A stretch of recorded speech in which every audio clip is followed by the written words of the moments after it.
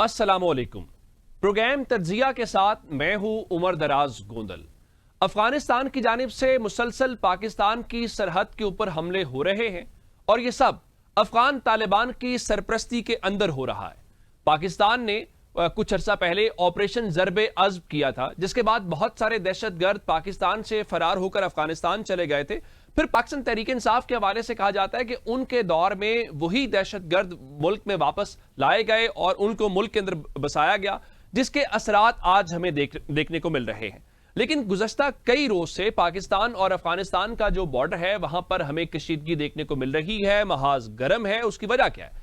अफगान तालिबान और जो खारिज का गठजोड़ है उसकी वजह से न सिर्फ खित्ते के अंदर पाकिस्तान के बॉर्डर के ऊपर अमन व अमान का एक बहुत बड़ा मसला खड़ा हो गया है। गुज़श्ता रात भी हमले किए गए जिस पर पाकिस्तान ने भरपूर जवाब दिया। पाकिस्तान की बहादुर अफवाज ने उस सिलसिले में जवाबी कार्रवाई की। आपको याद होगा मई के अंदर इंडिया ने एक ऐसी ही कोशिश की थी और उस वक्त मोदी को, इंडियन फौज को एक शिकस्त का सामना करना पड़ा था, जिसके बाद मोदी आज तक उस गुस्से में जल रहा है। और अभी हाल ही में अफगानिस्तान के जो वजीर खारजा हैं अमीर खान मुत्तकी, उन्होंने इंडिया का दौरा किया तो इंडिया की जानिब से उनको एक गैर मामूली किस्म का प्रोटोकॉल दिया गया। और अब इसके बाद बहुत सारे मुबस्सरीन का या बहुत सारे तज्जियाकारों का, बहुत सारे लोगों का ख्याल ये है कि जो अफगानिस्तान है वो बुनियादी तौर पर इंडिया की प्रॉक्सी के तौर पे या इंडिया के हाथों में पाकिस्तान के खिलाफ इस्तेमाल हो रहा है। और फिर हमारे यहाँ एक अप्रोच ये भी इस वक्त पाई जा रही है कि अफगानिस्तान के महाज को पाकिस्तान के खिलाफ इस्तेमाल करने के हवाले से दुश्मन कोई नई चाल चला है। सो पाकिस्तान ये समझता है कि इस सिलसिले में मशरकी और मगरबी जो दोनों महाज हैं वहां पे लड़ाई और दुश्मन जो है कोई नई चाल चल सकता है। लेकिन हमारी इस सिलसिले में हिकमत अमली क्या होनी चाहिए? अब इस वक्त एक और जो अहम डेवलपमेंट वो ये है कि अफगानिस्तान के तालिबान को ये तो अंदाजा है कि पाकिस्तान से लड़ नहीं सकते। पाकिस्तान के पास एक प्रोफेशनल फौज है, एयरफोर्स है। तो ऐसे में अब बार बार सीज फायर की शुरू भी खुद करते हैं, फिर सीज फायर के हवाले से पाकिस्तान से बार बार दरखास्त की जा रही थी। तो 48 घंटे के लिए एक आर्जी जंगबंदी के ऊपर या ये जो उनकी तरफ से शरारत हो रही थी उसके ऊपर एक पॉज आया है। तो अब इसको लेकर ये पॉजिटिव डेवलपमेंट है और ये कशीदगी अगर होती है तो कहां तक बढ़ सकती है, इसके खित्ते के ऊपर क्या असरात हो सकते हैं, अफगानिस्तान के ऊपर क्या असरात हो सकते हैं और इंडिया इसके अंदर क्या लूज कर सकता है और क्या हासिल कर सकता है। ये बड़े अहम उमूर हैं जिनके ऊपर हमने बात करनी है। सीनियर दिफाई तजियाकार air commodore retired Khalid Chishti साहब ने हमें ज्वाइन कर लिया है। एयर कमोडोर साहब, बहुत शुक्रिया आपके वक्त का। मुझे एक तो ये बताइए कि आप क्या परसीव कर रहे हैं कि ये मुसलसल अफगानिस्तान खुद से इतना अग्रेसिव हो गया है, कहीं से उसको इशारा है, कहीं से कुछ सहूलतकारी है, आप इसको किस नजर से देख रहे हैं?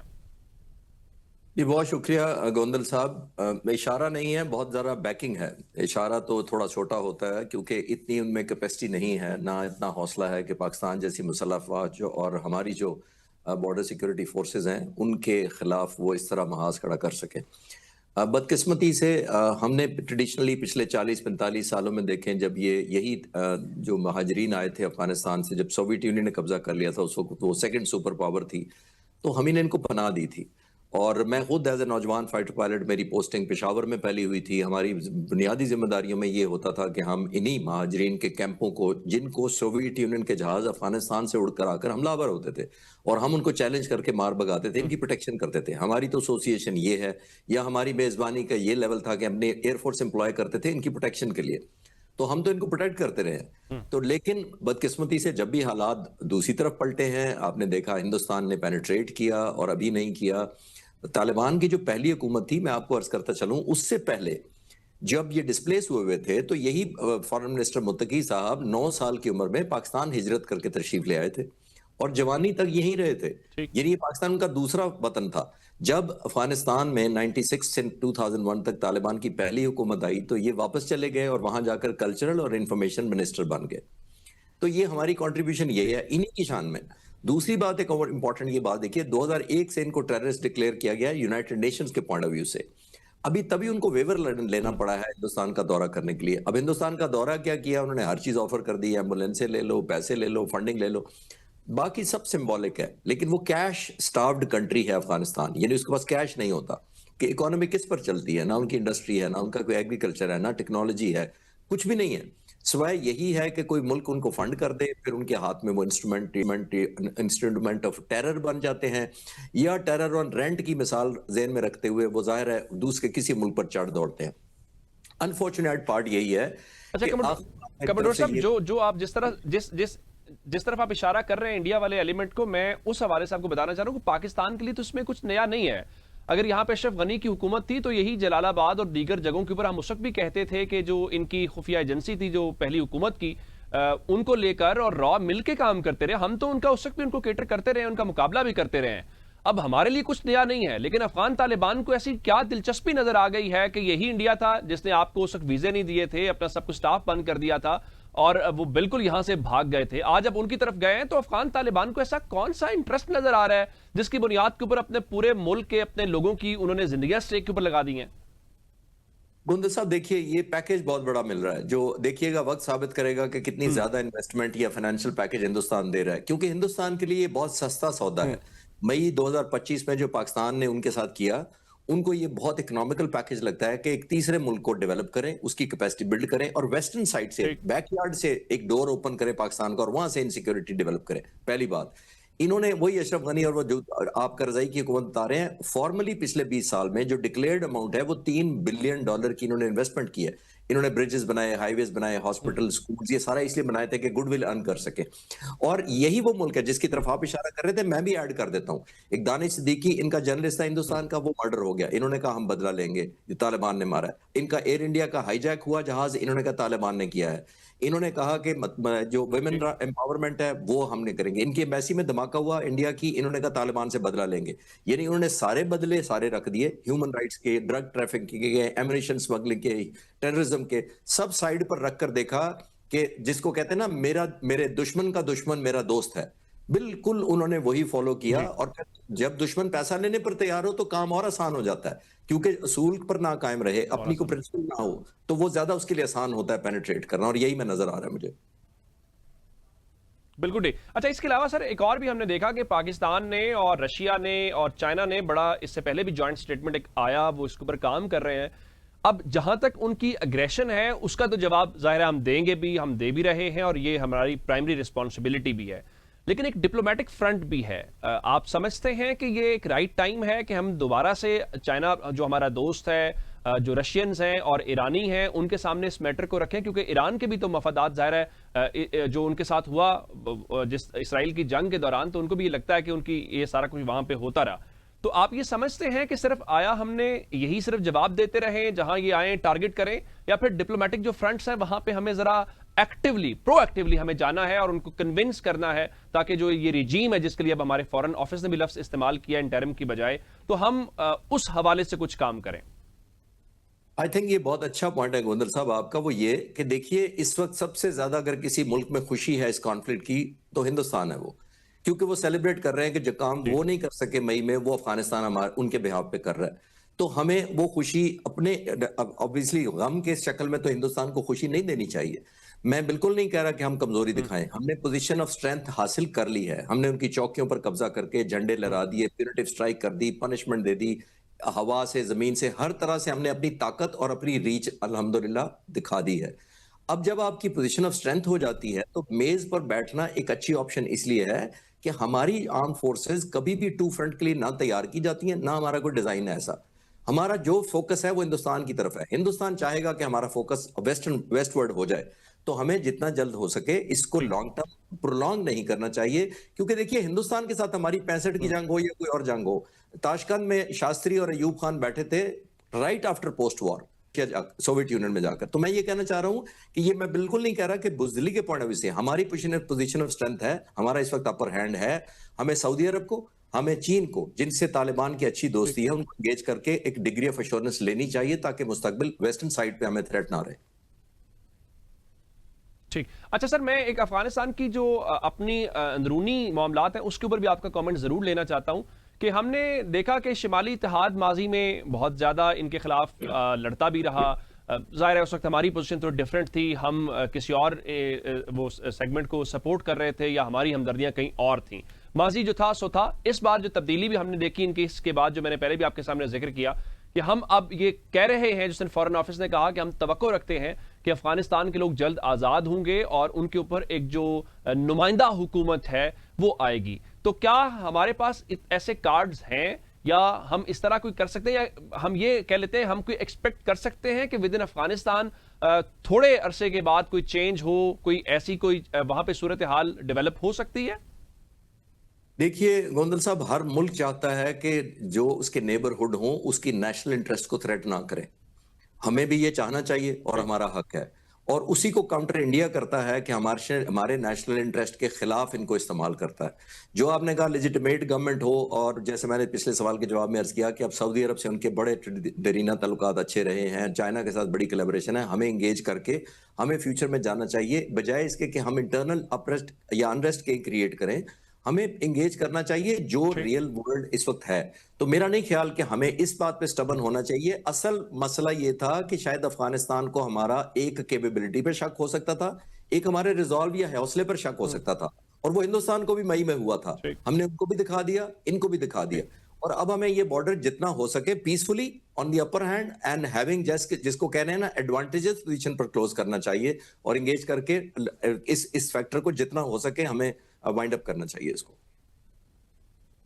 अच्छा, उसमें एक चीज और जो हमने देखी कि पाकिस्तान जो है वो अमेरिका के साथ ताल्लुकात में एक बड़ी गर्मजोशी देखी गई है, और बहुत ज्यादा बेहतरी जो हमने थोड़े अरसे के दौरान ऑब्जर्व की है। जिस तरह आप इशारा कर रहे हैं कि हमें इंटरनेशनल फोरम्स के ऊपर अपना केस मजबूत करना है, चूंकि इनकी गवर्नमेंट को तस्लीम नहीं किया दुनिया ने, इस बार तो पाकिस्तान ने भी नहीं किया, तो क्या इस हवाले से अमेरिका कोई रोल प्ले कर सकता है? क्योंकि जो प्रेसिडेंट ट्रंप है उन्होंने बगराम एयरबेस के हवाले से थोड़ा सा पहले ये कॉमेंट दिया था। जी, उन्होंने तालिबान को एंगेज उस वक्त भी किया था जब वो पुल आउट कर रहे थे। उन्होंने बहुत ज्यादा वेपन छोड़ा था, ये मैं आपको कंफर्म कर सकता हूँ। उन्होंने बहुत ज्यादा यहाँ पे ये जो बलगाम बेस वो कह रहे हैं, बलगाम बेस हमें वापस करें, वो भी एक अंडरस्टैंडिंग के तहत छोड़ा था, जैसे हमें आपको उधार दे रहे हैं तो हम वापस ले लेंगे आपसे। तो अमेरिका का बहुत बड़ा इन्फ्लुएंस है, इसमें कोई शक नहीं है। उनको भी यूज करना चाहिए, और फॉर्चुनेट हमारी फॉरेन पॉलिसी के लिए ये है कि इस वक्त अमेरिका पर्टिकुलर और खास तौर पर अमेरिकन प्रेसिडेंट हमसे बहुत खुश हैं और बड़े गर्मजोशी दिखा रहे हैं। तो हमें वैल्यू ऐड करनी चाहिए इस रिलेशन की, जहां जहां अपनी नेशनल इंटरेस्ट को हम सिक्योर कर सकते हैं। सिर्फ यहां नहीं करनी चाहिए, बल्कि प्रेसिडेंट हमसे कहना चाहिए कि आपने जंग बंद कराने का तो क्रेडिट ले लिया और नोबेल का भी तो करते रहे, लेकिन इस कश्मीर का हल कब करेंगे जिसकी वजह से न्यूक्लियर पावर किसी वक्त दोबारा जंग छेड़ सकते हैं? तो आई थिंक लॉन्ग टर्म में प्रेसिडेंट ट्रंप की जो गुडविल है उसको वैल्यू ऐड पाकिस्तान को करना चाहिए। आप कह रहे हैं कि इस हवाले से ऐसे ये असले वाला आपने बड़ा वैलिड पॉइंट उठाया है। ये पहले भी पाकिस्तान इसके ऊपर कंसर्न्स का इजहार करता रहा है कि आपने जो असला अबेंडन किया वही टीटीपी इस्तेमाल कर रही है, वही तालिबान इस्तेमाल कर रहे हैं। तो अगर आप हमसे इतनी तवक्कुआत रख रहे हैं और हम आपके साथ कह भी रहे हैं कि ठीक है, हम आपकी उन एफर्ट्स को अप्रिशिएट करते हैं, तो क्या पाकिस्तान को कैटेगोरिकली इस इशू के ऊपर अब बात नहीं करनी चाहिए अमेरिका से? बिल्कुल, ये ठीक पॉइंट है गोदल साहब। तकरीबन तालिबान के अंदर 19 के करीब फैक्शंस हैं, मुख्तलिफ सेगमेंट्स हैं, वो एक दूसरे को पुल एंड पुश भी करते रहते हैं, और सबको कैश की जरूरत है। जब अमेरिकन असला छोड़कर गए थे आपने वो हक्कानी उनके हक्कानी कमोडोर साहब, कदा कलामी की माफी, आपने उनके वो हक्कानी की गुफ्तगू सुनी जिसमें वो कुर्बानियों की और वो बात कर रहे हैं? जी, मैं यही अर्ज कर रहा हूं, क्योंकि देखिए जब वो असला छोड़कर गए हैं एक पर्टिकुलर ग्रुप या सेगमेंट के पास, तो उनको कैश की भी जरूरत हो, तो असला पड़ा है अमेरिकन का, बेचना कितना आसान है जब आपको डॉलर्स मिल रहे हो। तो इसी वजह से आपने देखा है कि एक ये विद इन बाइंग हो रही है, परचेजिंग हो रही है, handing over, shift taking over हो रही है असले की, जिसकी वजह से असला यहां तक पहुंचा है। अमेरिका का बहुत इन्फ्लुएंस है, और एक किस्म का इन अ वे ब्लेम भी हमें करना चाहिए, बिकॉज उन्होंने जिस तरह हैपहैजर्ड इल प्लान्ड विदड्रॉ किया था, तो जाहिर है कॉन्सिक्वेंसेज ऐसे ही होने थे कि ऐसी फोर्स के पास वो असला आ गया है जो रिस्पॉन्सिबल नहीं है, जो डिप्लोमेटिक मीन्स को करते नहीं है, इंटरनेशनल कम्युनिटी उनको एक्सेप्ट नहीं करती है। और आपने ठीक कहा कि हम ही थे जिन्होंने पहली हुकूमत को 96 से 2001 तक 3 मुल्कों ने रिकॉग्नाइज किया था, यूएई, सऊदी अरब और पाकिस्तान। हम तो ये यहां तक करते आए हैं। अब अमेरिका को आई थिंक वो रियलाइज करना चाहिए कि हम दोनों तरफ से रेसिप्रोकेशन होनी चाहिए, और इनको एंगेज करके क्लोज करना चाहिए इसको, इशू को। बिल्कुल, जो हमारे कंसर्न्स हैं वो भी एड्रेस होने चाहिए। इसके ऊपर दिफाई तज्जिया दे रहे थे air commodore retired Khalid Chishti. Khalid Chishti साहब, आपका बहुत शुक्रिया, आपने दिफाई नुक्ता नज़र से जो है अपना पॉइंट ऑफ व्यू सामने रखा। गुफ्तगू के सिलसिले को आगे बढ़ाएंगे, कुछ अहम सियासी तब्दीलियां, लेकिन एक ब्रेक के बाद। वेलकम बैक जी। आज की बड़ी डेवलपमेंट जो है वो जाहिर है कि खैबर पख्तूनख्वा के अंदर कमान की तब्दीली अमलन थी, क्योंकि सूबाई असम्बली सुहेल आफरीदी को वजीर आला का मनसब उनके हवाले कर चुकी थी, उनका इलेक्शन या उनका इंतखाब करके। लेकिन उसके बाद एक और मरहला जो दरपेश था वो उनके ओथ का था, जिसके ऊपर कल अदालत ने यह हुक्म दे दिया था, पेशावर हाई कोर्ट ने, कि जो सूबे के गवर्नर हैं वो ओथ लेंगे, अगर वो हल्फ नहीं लेते तो सूबाई असेंबली के स्पीकर ये काम करेंगे। लेकिन अच्छी बात यह है कि गवर्नर साहब रात को ही कराची से पेशावर पहुंच गए और आज उन्होंने गवर्नर हाउस के पंडाल के अंदर एक बड़े इज्तिमा के सामने उनका ओथ लिया। इसके ऊपर हमने बात करनी है और मुस्लिम लीग नून से स्टेट मिनिस्टर हुज़ैफा रहमान हमारे साथ मौजूद है। हुज़ैफा साहब, आपके वक्त का बहुत शुक्रिया। पाकिस्तान तहरीक इंसाफ से मेहरबानो कुरैशी साहिबा जो टिकट होल्डर भी हैं वो हमारे साथ मौजूद है। मैं कुरैशी साहब आपको भी शुक्रिया अदा करूंगा, लेकिन आगाज जरा हुज़ैफा साहब से करना चाह रहे हैं। हुज़ैफा साहब, आपने आज कोई मुझे ये नहीं कहना कि मेरे ये भी दावे हैं। कम से कम एक तो आप कौम से माजरत करें। मेरा ख्याल है कि आपने इतने दिन कौम को ट्रक की बत्ती के पीछे लगाए रखा है कि ये भी नहीं होगा, वो भी नहीं होगा, वो सब हो गया सर। अब बताएं क्या करना है आज। जी बहुत शुक्रिया। आप मुझसे तो माजरत करा रहे हैं, मैं तो आपकी मोहब्बत में माजरत एक नहीं 10 दफा कर लूंगा। और मैंने जो भी दावे किए हैं उनको मैं रिपीट भी करता हूं ताकि आपको अपनी आर्काइव ना खोलनी पड़े मेरे दावे सुनवाने के लिए। लेकिन कम अज कम केपीके में जो है जीआईफे हो, चाहे वो हमारी मुस्लिम लीग नून हो, चाहे वो एएनपी हो या बाकी अपोजिशन पार्टियां पिल पार्टी हो, उन्होंने जो अपने हमें अदाद-ओ-शुमार बार बार बता रहे थे, कम अज कम मेरे ख्याल से उन्हें भी मेरे साथ माफी में आप शरीक करें। क्योंकि अगर आपके पास ज़ाहिर मैदान में उतरने की तैयारी नहीं है तो इस तरह की मालूमात आपको फेडरल लेवल पर, फेडरल गवर्नमेंट में वज़रा को, बाकी जो कंसर्न इदारे हैं उन तक नहीं पहुंचानी चाहिए। अगर तो 2 4 5 रुके हुज़ैफा भाई, रुके ना जरा। हुज़ैफा भाई रुके ना जरा, स्टेप बाय स्टेप चले। इसका मतलब ये हुआ कि अब आप अपनी चीज को गलत मानने की बजाय आप कह रहे हैं कि आपको मुस्लिम लीग नून जो खैबर पख्तूनख्वा है या आपके इत्तेहादी हैं उन्होंने गलत गाइड किया, मिस इन्फॉर्म किया। जी नहीं, मैं अर्ज ये कर रहा हूं कि जाहिर है कि मैंने ये दावा किया कि ये वजीर आला का जो इंतखाब है वो गैर आईनी और गैर कानूनी तरीके से किया जा रहा है। उसका शेड्यूल जो है वो बाद में आया और रेजिग्नेशन बाद में एक्सेप्ट हुआ और शेड्यूल पहले आ गया। लेकिन पेशावर हाई कोर्ट ने हमारी बात नहीं सुनी और उन्होंने अपना एक नुक्ता नजर दिया। जीआईफे जो है उसके खिलाफ इंट्रा कोर्ट अपील में, आज मेरे ख्याल से डीबी ने सुना तो इंट्रा कोर्ट अपील होगी, मैंने उसे फॉलो ज्यादा नहीं किया, वो भी रिजेक्ट हुई। इंट्रा कोर्ट अपील नहीं, वो इंट्रा कोर्ट अपील नहीं थी, वो अलग से पिटीशन थी। क्योंकि कल जो थी वो आर्टिकल 255 के तहत पीटीआई गई थी, तो वो एक अलग मैटर था, ये अलग से गए थे, इंट्रा कोर्ट अपील नहीं थी। कल जो पेशावर हाई कोर्ट ने, हाँ वही मैं कह रहा हूँ, पेशावर हाई कोर्ट के चीफ जस्टिस का जो ऑर्डर है that is not a judicial order, that is administrative order. उन्होंने अपनी एडमिनिस्ट्रेटिव पावर को एक्सरसाइज किया। आज मैं कह रहा हूं चूंकि हाई कोर्ट में आमतौर पे 199 के तहत रिट पिटीशन एक जज सुनता है, 2 जजेस ने सुना है, तो इसलिए मुझे लगा कि शायद ये कोई इंट्रा कोर्ट अपील है क्योंकि अभी चीजें क्लियर नहीं हो रही। तो मेरा अपना नुक्ते नजर भी यही था, हमारे पास मालूमात भी यही है कि ये जो पूरा प्रोसीजर अडॉप्ट किया गया है गलत है। और चूंकि हाई कोर्ट के चीफ जस्टिस ने कहा आप हलफ लें, हलफ भी हो गया।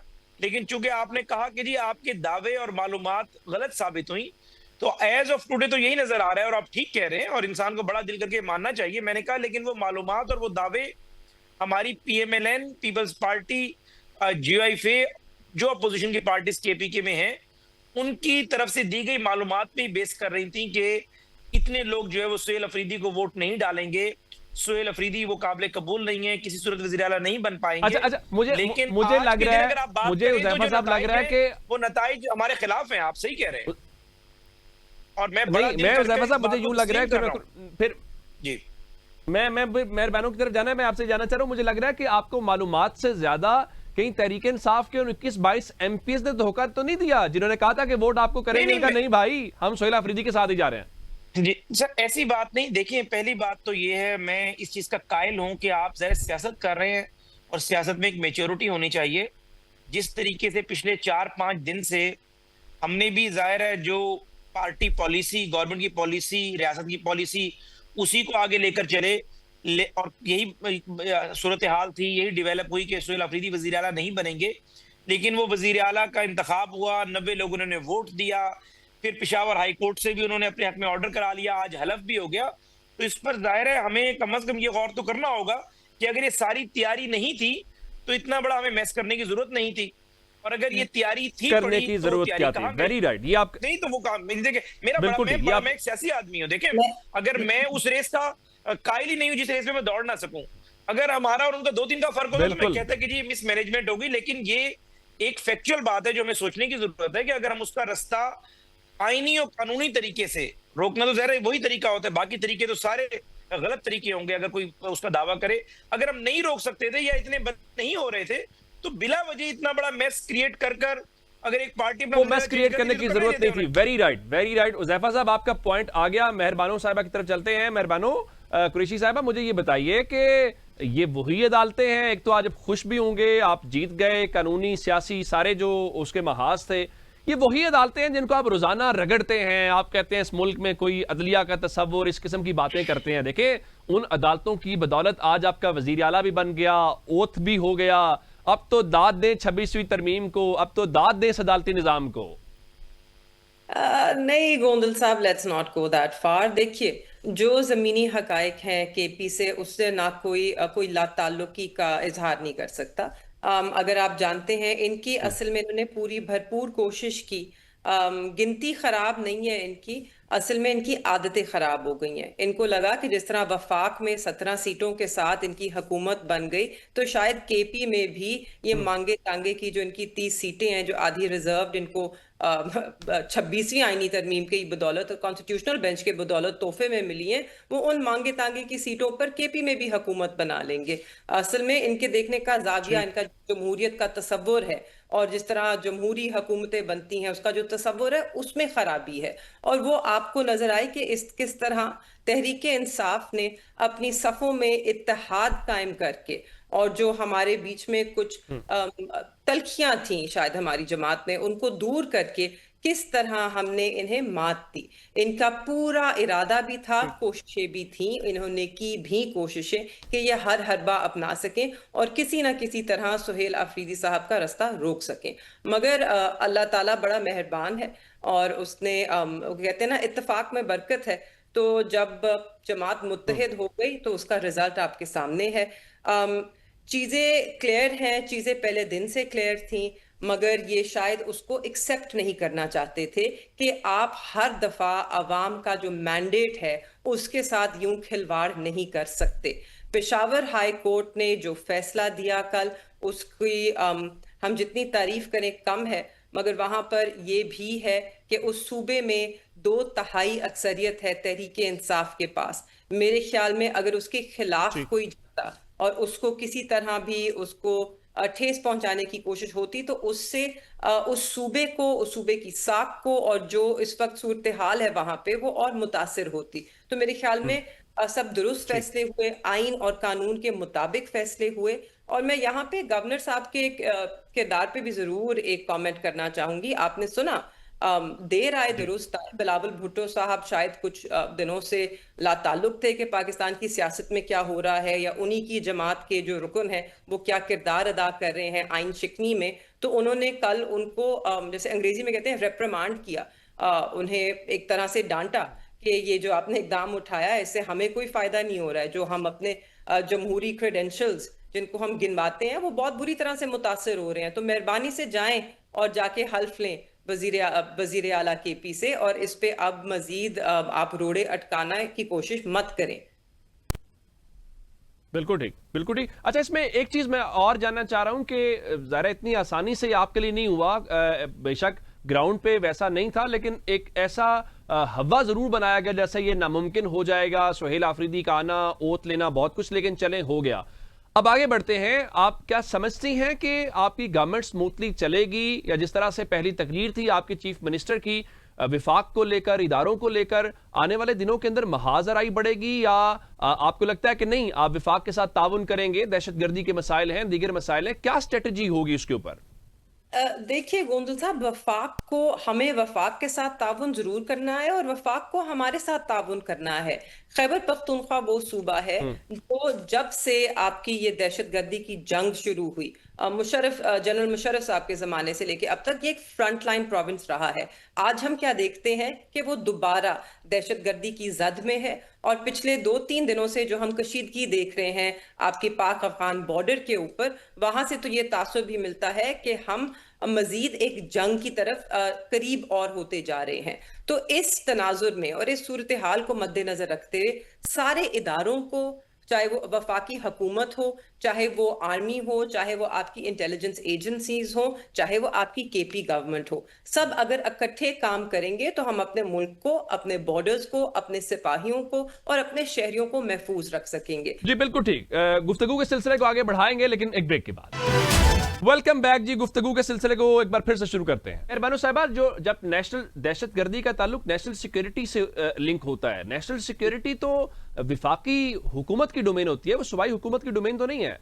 नहीं जी, अब बिल्कुल वफाकी हुकूमत का डोमेन है, मगर जो सूबा उसका फ्रंट लाइन है, उसके इनपुट के बगैर अगर आप कोई भी policy with stakeholders involve अगर आप उसका लेके तो वो कामयाब नहीं होगी। हम सब क्या चाहते हैं, चाहे वो केपी का शहरी हो, पंजाब का हो, सिंध का हो, बलूचिस्तान का हो, जिस जमात से भी उसका ताल्लुक हो, हम सब अमन चाहते हैं। हम सब अपने शहरियों का, पाकिस्तानियों का, अपने जवानों का तहफ्फुज़ चाहते हैं। एक एक शहादत जो है वो हम सबके दिलों पर भारी है।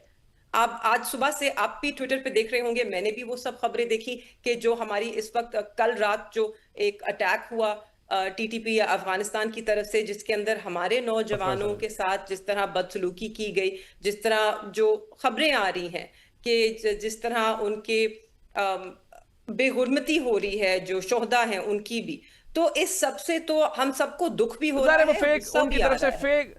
अच्छा मेहरबान साहब, बहुत सारी उनकी तरफ से फेक फैलाई जा रही है। ज़ाहिर है पाकिस्तान इसके ऊपर रिटेलिएट कर रहा है और हमें करना भी चाहिए। मगर मैं अच्छा कह मैं रही आपकी तरफ आना चाह रहा हूँ लोगों ज़ैफर के साहब। जज्बात तो, न्यूज फेक हो असली हो, लोगों के जी। जज्बात तो उससे उजागर हो रहे हैं। तो देखिए, इस सब सूरत वेरी हाल राइट, को वेरी आगे लेकर हमें इकट्ठे बढ़ना है, इसमें कोई एक दूसरे पे हावी नहीं इकट्ठे हो। बढ़ना। कंसेंसस बिल्ड वेरी करना राइट, वेरी राइट। बहुत जरूरी है, चाहे वो टॉक्स के लिए हो, बहुत जरूरी है। मिलिट्री एक्शन के लिए हो, या वो कॉम्बिनेशन ऑफ बोथ के लिए हो। मगर अगर आप सिर्फ अपने वेरी राइट। एक्सटर्नल बॉर्डर के ऊपर आपको लगता है आप चीजों को समेट लेंगे, वहां पर एक जंग बंदी करके, तो वो भी पॉसिबल नहीं है। आपको इंटरनली अपने वो भी मुल्क में पॉसिबल है। बिल्कुल ठीक है मेहरबान साहब, आपका पॉइंट आ गया। जरा उज़ैफा साहब को भी लेते हैं। उज़ैफा भाई, मैं आपसे जानना ये चाह रहा हूं कि जिस तरह मेहरबानो कह रही हैं कि हम तो तैयार हैं विफाक के साथ ताउन करने के लिए, और इवन कह रही है अगर आपने लेट सपोज कि मिलिट्री ऑपरेशन ही करना है तो उसके लिए भी कंसेंसस बिल्ड कर लेना। तो अब थोड़ा आगे बढ़े अब इस बात से कि हम चलने नहीं देंगे, आने नहीं देंगे। अब थोड़ा गुडविल जेस्चर का आप भी इजहार करें। विफाक भी उसका दिल बड़ा होना चाहिए, जिम्मेदारी बड़ी है अगर आपके पास, तो सूबे को ऑन बोर्ड लें, चीफ मिनिस्टर को कॉल करें, उनको कहें आए बैठे। इसमें तो कोई कबाहत नहीं है। जी उमर साहब, बदकिस्मती से एक तो मेहरबानो कुरैशी साहिबा मेरी बहनों जैसी हैं, और उन्होंने जितनी बातें भी की मैं उनसे सहमत भी हूँ, इत्तफाक भी करता हूँ। खास तौर पे तालिबान के मुतालिक और अफगान चैप्टर के मुतालिक उन्होंने बातें की, लेकिन ये उन्होंने जो बातें की हैं ये तहरीक इंसाफ या बानी तहरीक इंसाफ की पॉलिसी नहीं है। और ये इनके वालिद साहब की पॉलिसी तो हो सकती है, उन्होंने हमेशा एतदाल की सियासत की है, उसकी बात भी की है, लेकिन आपने जो पॉलिसी थी बानी तहरीक इंसाफ की, वही आपने वजीर आला सुहेल अफरीदी के मुंह से सुनी असम्बली के अंदर कि मैं ऑपरेशन नहीं होने दूंगा, मैं ठोकर मार दूंगा। ये लबो लहजा नहीं होता। कम अज कम आप खुद मैच्योर ना हो, ओहदों पे आने के बाद, या ऐसी पोजीशन ऑफ ट्रस्ट जिस पर आप बैठे हो और एक बड़े सूबे के आप चीफ एग्जीक्यूटिव हों या चीफ एग्जीक्यूटिव बनने जा रहे हो, तो मैच्योर बात आप करते हैं। देखिए, इसमें कोई दो राय नहीं है कि अगर केपीके के वजीर आला एक मॉडल लेकर आते हैं और उस मॉडल में कहते हैं कि जी ये बातचीत का मॉडल है और इसके ये फायदे हैं, और फलां जो फरीकैन है वो भी बातचीत करने पे राजी हैं और अमन कायम हो जाएगा, तो कोई भी वफाक में बैठा हुआ बंदा नहीं कहेगा जी आप इस मॉडल को लेकर चले जाएं। बेसिकली मसला ये है कि ना ये फॉरेन पॉलिसी को देखते हैं, ना फॉरेन विजिट्स को देखते हैं। मुझे बात देखिए, मुकम्मल करने दीजिएगा। ऑलरेडी मैंने बड़ा तहम्मुल से सुना आप लोगों की जो कन्वर्सेशन आपस में चल रही थी। अगर आप समझते हैं मैंने अपना नुक्ता नजर देना है, वरना मैं खामोश हो जाऊंगा। अर्ज ये है कि अफगान हुकूमत से हमारे डीपीएम वहां पर गए थे, अफगान वजीर खारजा यहाँ पर आए थे। आज आप लोग कहते हैं जिस अफगान हुकूमत से बात करनी है, उस अफगान हुकूमत का वजीर 3 दिन पहले मोदी के पास बैठा हुआ पाकिस्तान के खिलाफ भारत से प्रेस कॉन्फ्रेंस कर रहा था। आज वो अफगान इंटरम हुकूमत, मैं उसे नहीं कहूंगा बल्कि मैं तालिबान की हुकूमत कहूंगा, वो आपके मगरबी बॉर्डर के ऊपर, चाहे वो कंधार वाली साइड हो या वो काबुल वाली साइड हो, जो वो कर रहे हैं आपके सामने है। आज पाकिस्तान तहरीक इंसाफ हम पर ये इल्जाम लगाती है, हम इन पे इल्जाम लगाते हैं कि 70 से 80 हजार लोग ये कहते हैं पीडीएम रजीम में आकर आबाद हुए, और हम कहते हैं नहीं, वो 70-80 हजार दहशतगर्द जो ऑपरेशन राह रास्त, ऑपरेशन राह निजात में यहां से फरार हो गए थे, कुछ लोग मारे गए थे, वो लोग बेसिकली जो है पाकिस्तान के अंदर आपके दौर में आकर आबाद हुए हैं। यानी उनके पाकिस्तान में आने पे हम दोनों एक पेज पर हैं। तो अगर हम दोनों एक पेज पर हैं, माजी में उनसे बातचीत नहीं हो सकी, आज उन्होंने आपको अब तक 80,000 से जायद सिविलियन और मिलिट्री जवानों की शहादत का तोहफा दिया है, तो आप कहते हैं उनके खिलाफ ऑपरेशन ना करें। अफगान हुकूमत जिसकी आप बात करते हैं, जिस अफगान अवाम को हमेशा हमने पाकिस्तान में भरपूर उनकी मेजबानी की, आज सिराजुद्दीन हक्कानी जो वहां का वजीर दिफा है, और जब तक जो इनकी जो है इमारात इस्लामिया अफगानिस्तान जिसको मुल्ला उमर हेड करते थे, जब तक मुल्ला उमर हयात रहे, सिराजुद्दीन हक्कानी जलालुद्दीन हक्कानी के बेटे हैं, ये आर्मी चीफ थे उनकी फोर्स के, वो आज इन पर तनकीद कर रहे थे। वहां पर अफगान तालिबान दो हिस्सों में तकसीम है, एक हिस्सा अपना इकदार बचाने के लिए इंडिया की तरफ देख रहा है। उज़ैफा भाई, आपने तारीखी पहलू भी बताया जी, मैं सिर्फ मेरा उसमें सिर्फ फिर उसके बाद आप जो मर्जी बोलिएगा। उसमें अर्थ ये है कि जो 17 कॉन्सुलेट बंद किए थे इंडिया ने अफगानिस्तान में, आज अफगान रजीम जो है वो दोबारा उन्हें रीओपन कर रहा है। हमारे ऊपर जो भारत दोबारा जुर्रत नहीं कर रहा जारियत फैलाने की, वो जारियत अफगानिस्तान की तालिबान हुकूमत कर रही है। वहां पर टीटीपी के जो सरबराह हैं और टीटीपी की पूरी तंजीम को वहां पर बाकायदा तौर पर उन्होंने पनाह दी हुई है। और जब हमने इन्हें कहा कि आप इन्हें पनाह दिए रखें, हमारी बात हुई थी उनसे, मुज़ाकरात की हमने, आप इनको यहां से शिफ्ट कर दें कम से कम अपने किसी दूसरे सूबे, ताकि ये बॉर्डर क्रॉस ना करें और पाकिस्तान में दहशतगर्दी ना करें। उन्होंने कहा जी इसके ऊपर 11 अरब रुपए कॉस्ट आएगी, या 12 अरब, एग्जैक्ट फिगर मुझे नहीं अंदाजा, लेकिन 10, 11, 12 अरब की बात हुई। हमने कहा हम पैसे देने को तैयार हैं, हम यहाँ आए, फिर मुकर गए। तो आज जिनके बच्चे शहीद हो रहे हैं, जिनके अफवाज के लोग शहीद हो रहे हैं, वो ये फैसला कर रहे हैं। आप कन्विंसिंग बात अपनी सुना सकते हैं, आकर पीएम से टाइम लें, खत लिखें आर्मी चीफ को। ये क्या तरीका, आप असेंबली में खड़े होकर मैं ऑपरेशन नहीं होने दूंगा? तो अगर आप ऑपरेशन नहीं होने देंगे और अगर आप रियासत से खुद को बड़ा समझेंगे, तो माजरत के साथ रियासत ने अभी तक वो एक्शन नहीं लिया, कोई धमकी नहीं है, लेकिन कोई बिल्कुल ठीक है। मेरा एक पॉइंट ले लें ज़ैफा भाई, एक पॉइंट ले लें, फिर मेहरबान साहब एक तरफ मैंने जाना है। नोटिफिकेशन की मार है जी, प्लीज। बिल्कुल ठीक है। मैं ये कहना चाह रहा हूं कि जो आप बात कर रहे हैं, मेहरबानो साहबा कर रही हैं, अगर हम आपस में कंसेंसस बिल्ड नहीं करेंगे या आपस में उलझे रहेंगे, इसका फायदा हमें तो नहीं होगा, हमारे दुश्मन को ही होगा ना। तो कंसेंसस जो है डेवलप करना, देखें, सूबे का काम है अपनी राय देना, और अपनी राय मुदल्लल अंदाज में देना, बार बार देना। अगर सूबे की राय को वफाक और अफवाज पाकिस्तान कह रही है कि नहीं, आपकी राय पे अमल नहीं हो पा रहा, तो आप कम से कम ये बात अपनी बंद कमरों में बार बार करते रहे, हमें कोई एतराज नहीं। बिल्कुल ठीक है, आप कह रहे हैं, बिल्कुल ठीक है। मैं ज़ैफा भाई, टाइम कम है, मैं जरा मेहरबानो साहब का कमेंट इसके ऊपर ले लूं। मेहरबानो साहब वो कह रहे हैं कि आप राय तो दे सकते हैं, लेकिन फिलहाल लग रहा है कि आपकी राय इंप्लीमेंटेबल नहीं है, वो प्रैक्टिकल नहीं है, उस पर बात नहीं हो सकती। फिलहाल जो है सिर्फ एक्शन होगा। मेरे ख्याल में it is not a commentary on Huzaifa साहब, उनकी जो फॉरेन पॉलिसी से जो हमारी माजी में रही है, शायद वाकफियत इतनी नहीं है, शायद वो जो हमारी एक स्ट्रेटेजिक डेप्थ का डॉक्ट्रिन था उससे लाताल्लुक हैं। इसलिए वो उनकी जितनी भी गुफ्तगू है बेस्ड ऑन कि जो आज हो रहा है या पिछले 2 महीने में जो सूरत हाल पैदा हुई है, मगर इसको हमने एक हिस्टोरिकल तनाजुर में देखना है। हमारी जो एक स्ट्रेटेजिक डेप्थ का डॉक्ट्रिन रहा है, जिसने हमारी फॉरेन पॉलिसी को इन्फॉर्म किया है, जो हमारे फॉरेन पॉलिसी के कुछ सतून हैं वो यहाँ से निकलते हैं, तो अगर हम उनको मद्देनजर रखें और फिर ये गुफ्तगू करें, तो शायद हम एक इन्फॉर्म्ड गुफ्तगू कर सकेंगे कि देखिए इस वक्त आज आप जरूर कह रहे हैं कि नहीं, I'm not done. जी प्लीज, जी आपके बाद तो अफगान तालिबान गवर्नमेंट जो है, हमारी स्ट्रेटेजिक डेप्थ की पॉलिसी थी। हमने 40 साल इन्हीं तालिबान के साथ जो है एक रिलेशनशिप रखा, क्योंकि हम वहां पे इंडिया को एट बे रखना चाहते थे। अगर आज तालिबान इंडिया में बैठ के और वो दोबारा अपनी एम्बेसियां खोल रहे हैं, तो इसका सेहरा इसी हुकूमत के सर जाता है। बड़ी इंटरेस्टिंग आप लोगों की चल रही थी ये बहस, लेकिन मसला यह है कि मेरे पास वक्त कम हो गया, वो खत्म हो गया बल्कि। तो प्रोग्राम से इजाजत दीजिएगा, खुदा हाफिज।